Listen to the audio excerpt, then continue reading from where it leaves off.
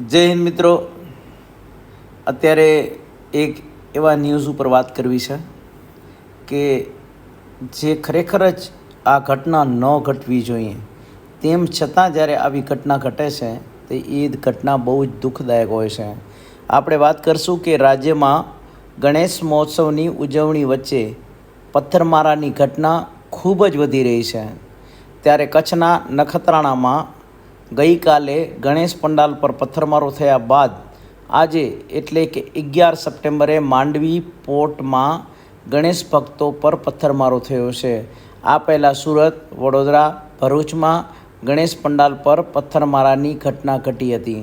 મળતા અહેવાલો મુજબ કચ્છના માંડવી પોર્ટમાં વિરાજમાન કરાયેલા ગણેશજીના દર્શન કરવા માટે ભક્તો આવ્યા હતા અને આ દરમિયાન કેટલાક અસામાજિક તત્વો આવી ચડ્યા હતા અને ભક્તો પર પથ્થરમારો કરવાનો શરૂ કરી દીધો હતો.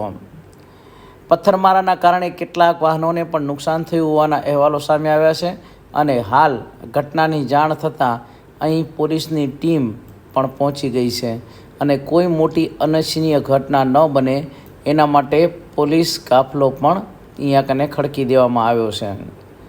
ઉલ્લેખનીય છે કે કચ્છના નખત્રાણાના કોટડા જડોદર ગામમાં ગઈકાલે ગણેશ મંડપ પર પથ્થરમારો થયો હતો, જેમાં પોલીસે 4 સગીરો સહિત 8 લોકોની અટકાયત કરી હતી અને આ ઘટનામાં પણ સુરતની જેમ બાળકોનો ઉપયોગ કરીને શાંતિ ડહોળવાના પ્રયાસ કર્યા હતા.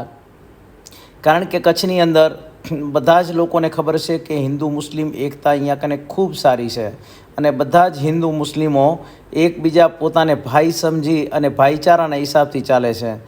કોઈ પણ જગ્યાએ થોડું ઘણું જ્યારે તોફાન હોય કે હિન્દુ મુસ્લિમનું કાંઈ પણ હોય, પરંતુ કચ્છમાં આ દિવસ સુધી ક્યારેય પણ આવી કોઈ ઘટના ઘટી નથી. કારણ કે કચ્છની અંદર હિન્દુ મુસ્લિમ એકતા ખૂબ સારી છે અને બંને જણા ભાઈઓની જેમ અહીંયા કને કચ્છમાં રહે છે. તો આ લોકોએ સામાજિક તત્વો હતા, એણે વિચાર કર્યો કે આ લોકોની શાંતિ આપણે વીખી નાખીએ એમ, અને એ ઈરાદાથી એમણે આ રીતે આ ઘટનાને અંજામ આપ્યો હતો. અને આ દરમિયાન એવા પણ અહેવાલ મળ્યા હતા કે તોફાની તત્વોએ નજીકમાં આવેલા એક મંદિર પર અન્ય ધર્મનો ઝંડો પણ લગાવ્યો હતો અને પોલીસોએ જણાવ્યું હતું કે નખત્રાણાની ઘટના અંગે લોકલ પોલીસ સ્ટેશનની ટીમ ઘટના સ્થળે પહોંચીને તપાસ શરૂ કરી હતી. શાંતિ ડહોળવાનો પ્રયાસ કરનાર આરોપીઓ સામે કડક કાર્યવાહી કરવાનો પોલીસે ખાતરી આપી છે કે અમે આ લોકો પાછળ કડક કાર્યવાહી કરશું કે આના પાછળ કોણ છે. તો આવી રીતે હાલ આખા રાજ્યભરમાં ગણેશ ઉત્સવ ચાલી રહ્યો છે, ત્યારે પાટણમાં આજે ગણેશ વિસર્જન દરમિયાન મોટી દુર્ઘટના બની છે. સરસ્વતી નદીના ગણેશ વિસર્જન દરમિયાન એક જ પરિવારના 7 લોકો ડૂબી ગયા છે અને જેમાંથી 3 લોકોને તરવૈયાઓ બચાવી લીધા છે અને જોકે 4 લોકોના મોત નીપજ્યા છે. મળતા અહેવાલો મુજબ બાળક નદીમાં ડૂબી રહ્યો હતો, ત્યારે તેને બચાવવા માટે પરિવારના 6 લોકો નદીમાં કૂદ્યા હતા અને જેમાંથી 4 લોકોએ જીવ ગુમાવ્યો છે અને એક જ પરિવારના માતા અને 2 પુત્રો અને મામાએ જીવ ગુમાવ્યો છે. મળતા અહેવાલો મુજબ આ જે ઘટના છે એ પાટણ શહેરના વેરાઈ ચલકા વિસ્તારમાં રહેતા પ્રજાપતિ પરિવારના 7 સભ્યો આજે ગણેશ વિસર્જન કરવા માટે સરસ્વતી નદીએ ગયા હતા અને જ્યાં આખો પરિવાર પાણીમાં ગરકાવ થઈ ગયો છે. તરવૈયાઓએ 3 લોકોને બચાવી લીધા હતા, જ્યારે યુવકનો મૃતદેહ હાથ લાગ્યો છે અને હાલ અન્ય લોકોની શોધખોળ હાથ ધરવામાં આવી રહી છે અને તાત્કાલિક બચાવ કામગીરી શરૂ કરી દેવામાં આવી છે.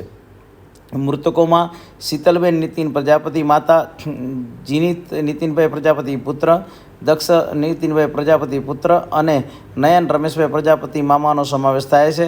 અને ઘટનાની જાણ થતાં જ MDM, મામલતદાર, ફાયર બ્રિગેડ વિભાગ અને પોલીસ સહિતનો કાફલો ઘટના સ્થળે પહોંચી ગયો હતો અને આ ઉપરાંત આસપાસના તાલુકાના વિસ્તારોમાં ઘટના સ્થળે 8 જેટલી 108 એમ્બ્યુલન્સ પણ તૈનાત કરી દેવામાં આવી હતી.